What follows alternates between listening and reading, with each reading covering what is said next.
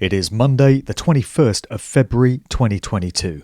This video is slightly different to the usual format. I really felt the need to put together what I'm referring to as my survival guide.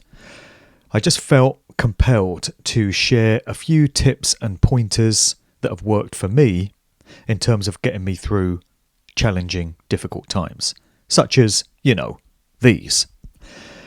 Many of these points I will have shared before in previous videos, dotted around here and there, but I thought there would be value in bringing them all together in one place. So this is the MD Survival Guide, and I really hope that some of these ideas resonate with people out there, and I hope that they help you as much as they help me just make it from day to day. So let's get into a few of these. First off, above all else for me, my best advice is to keep busy. That's what I do. I throw myself into my work. I absolutely bury myself in a deluge of activities. So when it comes to the work that I put out, you may have noticed I've been jumping on a whole load of podcasts and interviews, as well as doing these videos, as well as curating my Sound of Now and Sound of Freedom music shows. I'm also doing a whole bunch of live talk events, touring around the UK, doing as many of these as possible, putting in a lot of motorway miles. On top of that, I'm also handling all my own correspondence, all my own social media postings. I don't have a team around me. I wish I did sometimes. It would certainly help to have a PA or an admin team. But for the moment, I'm doing everything myself, and I do endeavour to answer every email that I get sent. So there's a lot there. I'm busy, and this works for me because when I'm burying myself in this kind of activity, it's distracting me from worrying and fixating on other things that might otherwise be eating away at my consciousness. And it doesn't even have to be that kind of work. It can be just maintaining the house, housework alone is a full-time job, right? And it can be any kind of activity that you enjoy getting involved in. Gardening maybe, creating stuff, who knows, arts and crafts, martial arts, sports, anything that keeps you busy and keeps you distracted from other things. That is my number one piece of advice for getting through. Keep busy above all else. It's good for the soul, keeps you physically fit. What can be wrong with any of that? Next advice that I would give is deep breathing. Now, I'm no expert at this. I'm not into the Wim Hof method of breathing. It's not something I've studied. Anyone that has taken that on board, I tip my hat to you. Much respect. I hear that's a very powerful method to get involved with. It's deep belly breaths. In through the nostrils, hold it for a few seconds, really inflate that stomach, and then release it through the mouth. I find that really helps to calm panicky, anxious moments, and just really helps to get everything balanced and back on track and where you need to be. A few of those breaths for a couple of minutes really make a difference to me. Another thing that I find really useful, and which is convenient for me due to the area that I live, is walks in nature. Just being out among natural things, away from pylons and 5G towers and mobile phone signals and things such as this. So a walk along a country lane, through a field, alongside a body of water is a great thing as well. If you can walk alongside a river or a lake, or if you're fortunate enough to live on the coast, a walk along a beach by the seafront, I find can have a really calming effect. It's good for the soul again. And it's something I recommend when you feel a bit stressed out, when everything's getting on top of you, when you spent too much time looking at a screen. Get out in nature and just reconnect with source. It's a great way of reminding yourself that we're all connected to everything out there and expressions of it. Next item that I would suggest is to always have something in the diary to look forward to. This is a very important one for me. I like to plan ahead. It's just part of my personality, part of my nature. I like to have things set out for the coming weeks and months so that I can anticipate them, properly prepare for them, and look forward to them. We all need these things. So set something up that you really enjoy doing. maybe some kind of social link up with friends or family members, maybe something you enjoy doing. It might be a pub quiz, it might be a gym session, it might be some sporting event, it might be a music concert, it might be a date at the cinema, it might be any number of things.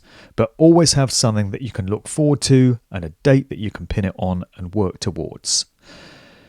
I'm not someone that finds it easy to go day to day in a spontaneous whatever may be sort of approach.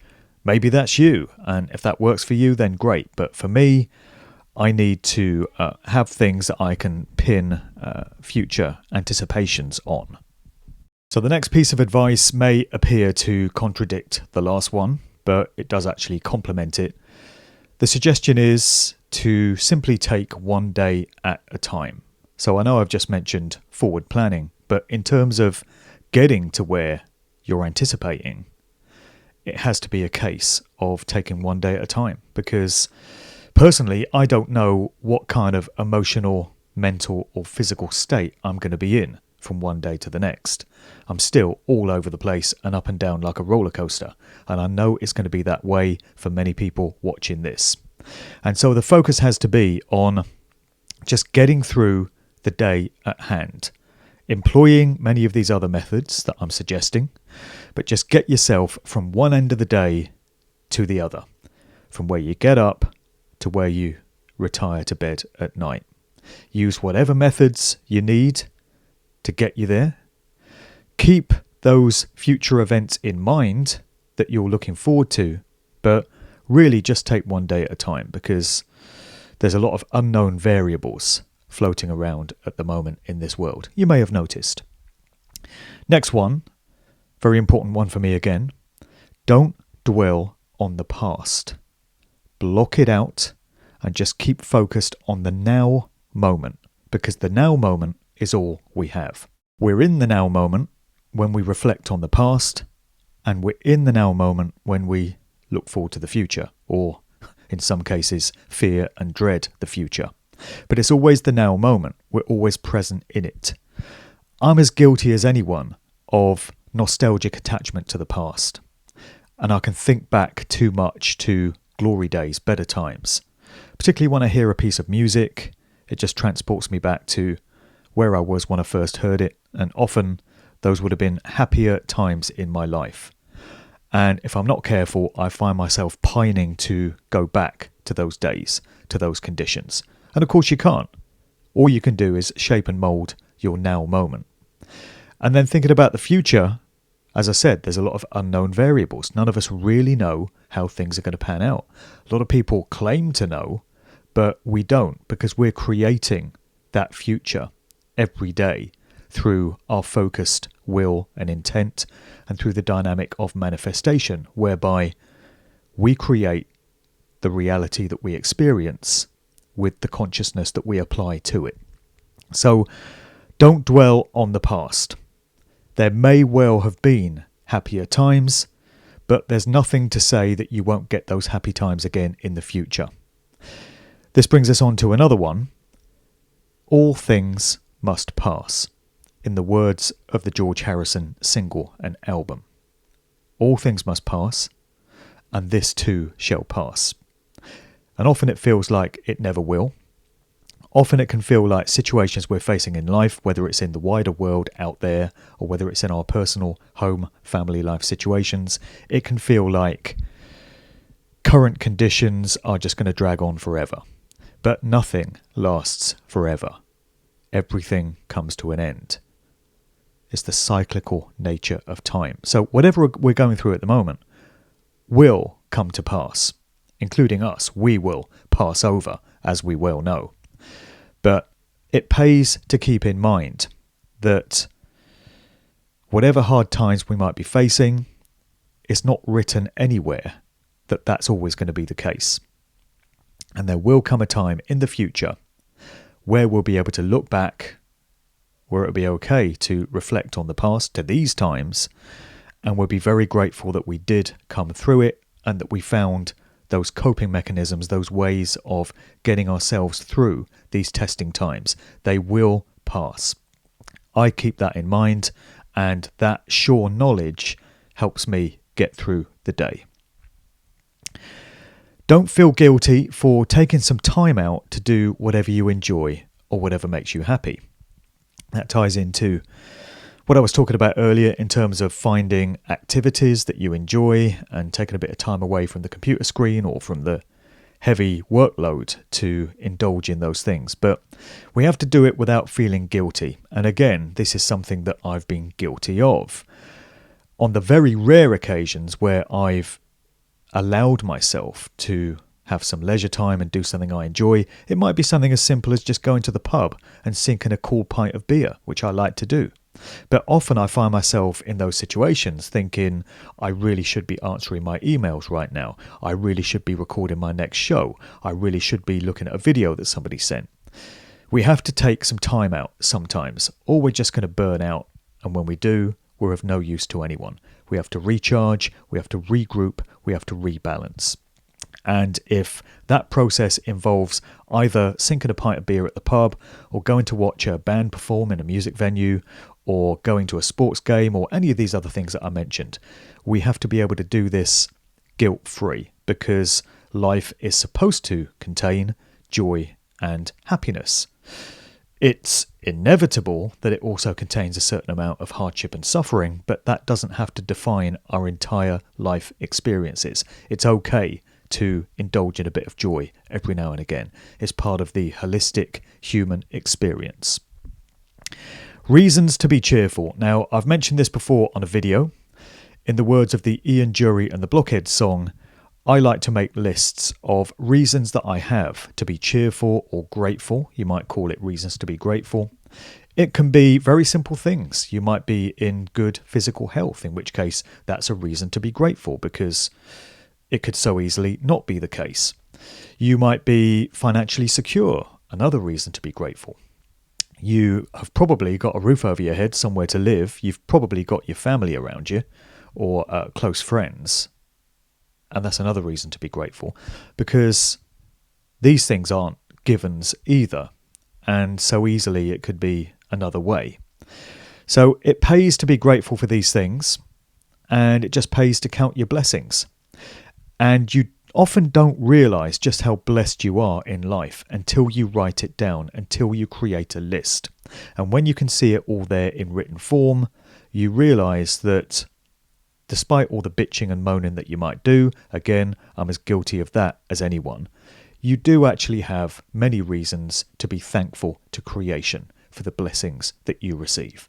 So make a list of reasons to be cheerful or reasons to be grateful. It really helps. What else have we got? We're all in this together. My daily email messages remind me of this. People write to me every single day and they share their personal situations, their life circumstances with me. And it makes me realise that whatever I may be going through, others are going through similar or in many cases worse. There's always someone worse off than yourself. This is something else that I've noticed, which must mean that somewhere in the world, some poor bugger is the worse off of anyone, because it just keeps going down the scale. But you always seem to find people in a worse condition than you're in. And that's another reason to be grateful that you're not where they are. And in my position as a broadcaster, as a kind of public figure, you might say, on this scene, people do write to me all the time and share their life situations with me. And in many cases, they're pretty horrific. People are really suffering out there. Everyone's going through something at the moment. Everyone I know in terms of family members, close friends, personal acquaintances is going through something. Health situations, family situations, money situations, whatever it may be, mental health situations, everyone's going through something. And you often find people who are in situations that make yours pale into relative insignificance. So that's something worth bearing in mind. We're all in it together. And it seems the whole of humanity is going through some growing pains at the moment. People are really suffering as collectively we move towards shaking off the old system, the old way of doing things, and start to experience the birth of a new earth. whatever that may look like. I'm not claiming to know what it will look like, but clearly that transition is underway, and we're all being caught up and swept up in that process, and it is causing a lot of hurt and pain and suffering. But we can get through it, and we will. Just to labour the previous points, all things must pass, and we must find ways of getting ourselves to where we need to be, both collectively and on a personal basis. Where we go one, we go all. Don't worry, I'm not going into a Q white hats diatribe here. It is a phrase that's worth bearing in mind, whatever connotations it may carry. We are bound together collectively. That can be a fortunate thing or an unfortunate thing, depending on how you look at it. But we're all headed in the same direction, and we're all going there together. We are a collective. That's all I'll say about that one. And pretty much finally, the point I've written down here is we must have signed up for this trip on a soul level before we got here. And we must have known that we're up for the job, up to the job. Otherwise, we wouldn't have come. So getting metaphysical, getting spiritual about it, I firmly believe that in the spirit realm, before we incarnated into these bodies to have these human experiences, we would have consented to everything that we're going through. So we would have known in that higher state of consciousness the nature of the suffering and the hardships and the challenges that we would face, and which we clearly are now, but we must have been up for it. Otherwise, we wouldn't have volunteered to come, because I feel that it's all by consent. I don't believe there's some tyrannical, dictatorial God that's forcing us into these bodies and forcing us to come and have these experiences. I believe that we consent to it on a soul level. And so we must know that we're strong enough. We must know that we can make it through. Otherwise, we just wouldn't be here and we wouldn't be going through this. So we will get through to the other side. Those are points that I try to bear in mind. Now, I'm flawed. I've got my faults. I'm very far from perfect. I've never made the claim to be, and I've never asked anyone to follow me or to take my lead. I'm not your ideal role model. I'm deeply flawed. But these are all points that have and continue to help me to get through. And that enables me to continue to do my work, which so many people tell me they find value in. The level of comments of that nature that I get are truly gratifying, and they keep me going, to be honest. They keep me doing this job. And I wouldn't be able to do this job because I wouldn't be in a physical or mental condition to be able to handle it if I didn't employ these tips and pointers that I've shared with you today. So I really hope these resonate. On other matters, if you're watching this video in time, then tomorrow is the 22nd of February. So it's 22/2/2022. 222-222. All the twos. And so I'm proposing the next mass meditation takes place tomorrow at 2:22 p.m. or if you can make it 10:22 p.m., which on the 24-hour clock is 22:22. So that way we've got 222, 222, 2222. What could be more powerful than harnessing the effect of all these twos?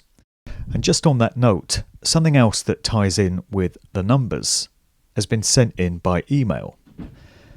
This correspondence reads, on the 2nd of February will be a once in a 248-year event. Pluto is going to conjunct return to the United States. The last time this happened was on July 4th, 1776, the exact founding day of America. Astrologically, Pluto brings destruction and rebirth. Rome fell when Pluto returned. I don't know if that's entirely accurate, but if it is, it says a lot, and I feel it's worth throwing out there. People place a lot of value on planetary conjunctions, and positions of stars and such, and I'm sure this does have an effect on human events.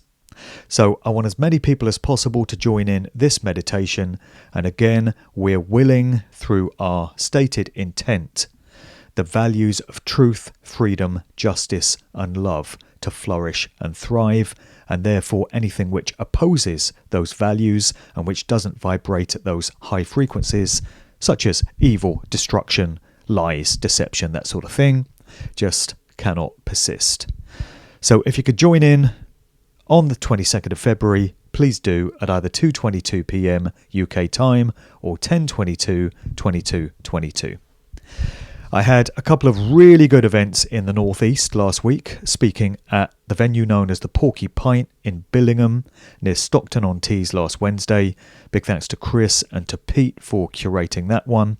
Then on Thursday, up at Truth Seekers Northeast in Newcastle again, with my good friends Maureen and Dawn. Always a great turnout. I did my dark occult aspects of the Rolling Stones talk at that one. Really good turnout for a Thursday evening. Next events coming up are this Saturday, the 26th of February. I'm going to be at the Conscious Cow, which is a vegan cafe in Coolham near Horsham, West Sussex. That's my Musical Truth 3 Soundbites tour, and the talk will be kicking off around about 6 p.m. on Saturday. And the next one after that is going to be in Ledbury, Herefordshire, at a venue known as The Barn on Sunday, the 13th of March. That one, I believe, is kicking off around about 2 p.m. So anyone that can make it out to Coolham, near Horsham, or Ledbury, that's the next two talks. I'll post the link to the events page of my website below, and all my upcoming events are listed there. There's lots. Going back to the first point in this video, it's all about keeping busy. Many conferences, many meetup talks. I'm going to be appearing at the Glastonbury Symposium this year.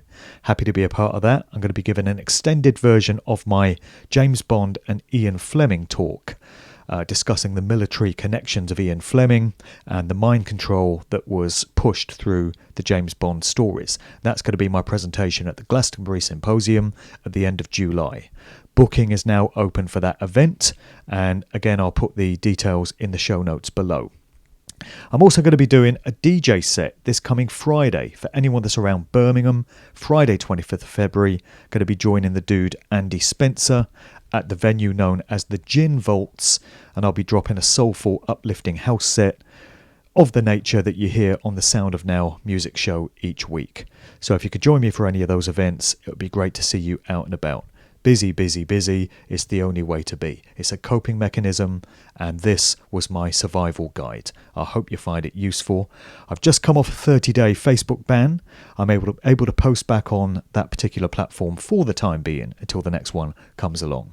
On YouTube, I'm on 2 strikes, but I'm hoping to sit it out until the 17th of March when I lose one of the strikes and I've got one more to play with. So I'm still on BitChute, I'm still on Odyssey, and everything that I do you can catch up with at djmarkdevlin.com in these momentous times. See you soon.